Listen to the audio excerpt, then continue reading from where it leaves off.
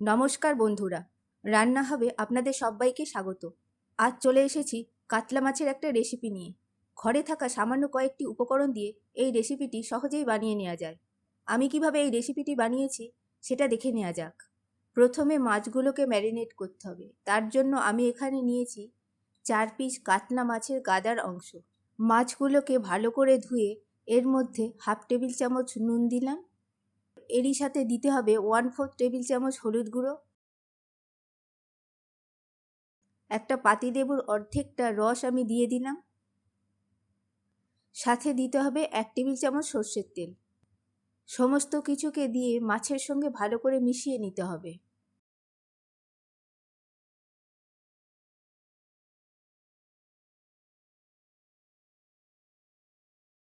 এখন এটা ঢেকে 15 মিনিট রেস্টে রেখে দিতে হবে। অপরদিকে একটা বাটা মশলা তৈরি করতে হবে। তার জন্য আমি এখানে নিয়েছি 1 ইঞ্চ আদার টুকরো, 4টে রসুন কোয়া ও 4টে কাঁচা লঙ্কা।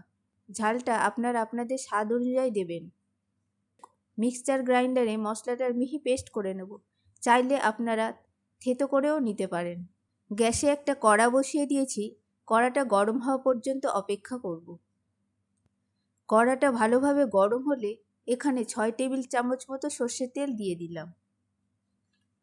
তেলটা ভালোভাবে গরম হয়ে গেছে। এখন এখানে ম্যারিনেট করা মাছগুলো একে একে কড়ার মধ্যে দিয়ে দিলাম।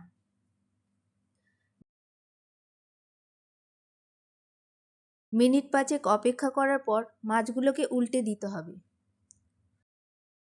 বন্ধুরা, মাছগুলোকে একটু কড়া করেই ভাজতে হবে। এখানে কড়ায় যে তেল অবশিষ্ট আছে তাতে ফোড়নের জন্য দিতে হবে হাফ টেবিল চামচ গোটা জিরে, একটা শুকনো লঙ্কা যেটা ফাটিয়ে নিয়েছি, 2টো এলাচ, 2টো লবঙ্গ, 1 টুকরো দারচিনি ও 2টো তেজপাতা। মশলাটা কয়েক সেকেন্ড নাড়াচাড়া করার পর যখন একটা সুন্দর গন্ধ বেরোতে শুরু করবে তখন এখানে দিয়ে দিতে হবে একটা বড় সাইজের পেঁয়াজ, যেটা আমি মিহি করে কুচিয়ে রেখেছিলাম। পেঁয়াজটাকে কয়েক মিনিট নাড়াচাড়া করার পর পেঁয়াজটা যাতে তাড়াতাড়ি নরম হয়ে যায় তার জন্য এখানে অ্যাড করছি 1/4 টেবিল চামচ নুন। বন্ধুরা, পেঁয়াজটা এখানে একটু লাল লাল করেই ভাজতে হবে।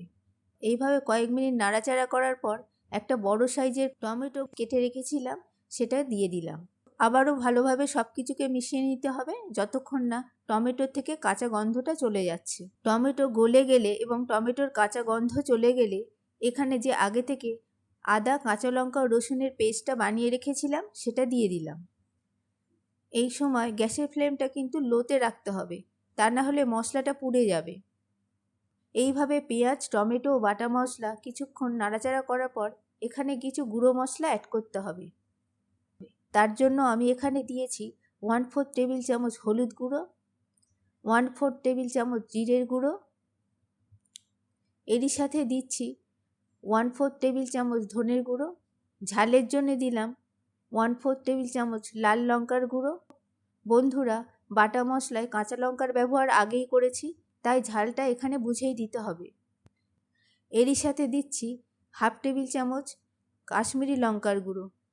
এতে ঝাল হবে না কিন্তু রঙটা ভালো আসবে। গ্রাইন্ডার জার ধোয়া জল অ্যাড করে দিলাম। বন্ধুরা, মশলাটা কষানোর সময় একটু জল অ্যাড করবেন, তা না হলে মশলাটা পুড়ে যাওয়ার সম্ভাবনা থাকে। এইভাবে কয়েক সেকেন্ড নাড়াচাড়া করে মশলাটা ভালোভাবে কষিয়ে নিতে হবে। যতক্ষণ না মশলা থেকে তেল ছাড়ছে ততক্ষণ মশলাটাকে কষাতে হবে। এখানে গ্যাসের ফ্লেমটা লো থাকবে। অপরদিকে গ্যাসে একটা পাত্রে গরম জল বসিয়ে দিয়েছি। মশলা যত ভালোভাবে কষানো যাবে রান্নার স্বাদ ততই বাড়বে। মশলা থেকে তেল ছাড়লে এখানে গরম জল অ্যাড করলাম। এখানে আমি 2 কাপ মতো জল দিয়েছি। বন্ধুরা, এই রান্নাটা একটু গ্রেভি গ্রেভি হয়, তাই জলের পরিমাণটা একটু কম দিতে হবে। জলটা দিয়ে ভালোভাবে মিশিয়ে ঢাকা দিয়ে দিলাম। মিনিট 5 পর ঢাকাটা খুলে সব কিছুকে আবার একটু ভালোভাবে মিশিয়ে নিলাম। এখানে ভেজে রাখা মাছগুলো দিয়ে দিলাম।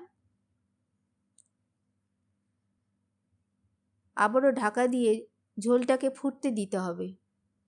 ঝোলটা ভালোভাবে ফুটে এলে ঢাকাটা খুলে মাছগুলোকে উল্টে দিলাম। বন্ধুরা, রান্নাটা আমাদের একেবারে শেষের পথে।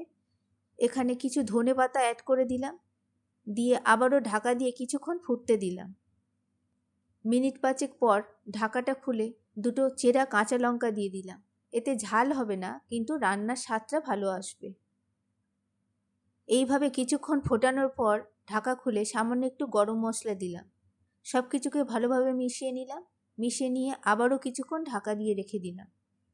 একেবারে তৈরি আমাদের দুর্দান্ত স্বাদের কাতলা মাছের রেসিপিটি। ভিডিওটা কেমন লাগলো তা অবশ্যই জানাবেন। যদি ভালো লেগে থাকে তাহলে একটা লাইক করে দেবেন আর চ্যানেলটিকে সাবস্ক্রাইব করে আমার পাশে থাকবেন। ভিডিওটা শেষ পর্যন্ত দেখার জন্য অসংখ্য ধন্যবাদ।